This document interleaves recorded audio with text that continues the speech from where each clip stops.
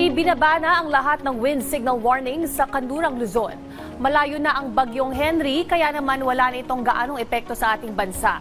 Ayon sa Pag-asa, anumang oras ngayong gabi ay lalabas na rin ang mahinang bagyo na ito mula dito sa Philippine Area of Responsibility. Sa ngayon, nasa West Philippine Sea ito sa line na 315 kilometers kanluran ng Dagupan City ng Pangasinan at may taglay ng hangin umaabot sa 45 kilometers per hour at 55 kilometers per hour malapit sa gitna. Gumagalaw yan sa mabilis na 30 kilometers per hour papalabas nga ng Philippine Area of Responsibility. Bukas naman magiging mahangin at may posibilidad ng mahinang pag-ulan sa Zambales at Bataan dala ng outer rain bands ng bagyong Henry. Naasahan namang makararanas ng kalat-kalat na pag-ulan at maulap na panahon sa Palawan, Cavite, Batangas at Mindoro provinces dala ng habagat.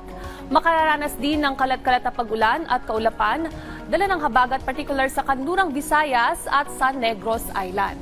Hanggang sa Zamboanga Peninsula, Basilan at sa Tawi-Tawi sa Mindanao.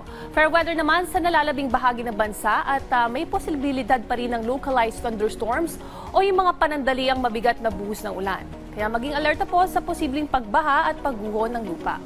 Samantala, silipin na natin ang weekend weather forecast para sa ilang mga destinasyon sa bansa. Keep safe at stay dry. Laging tandaan may tamang oras para sa bawat Pilipino. Panapanahon lang yan.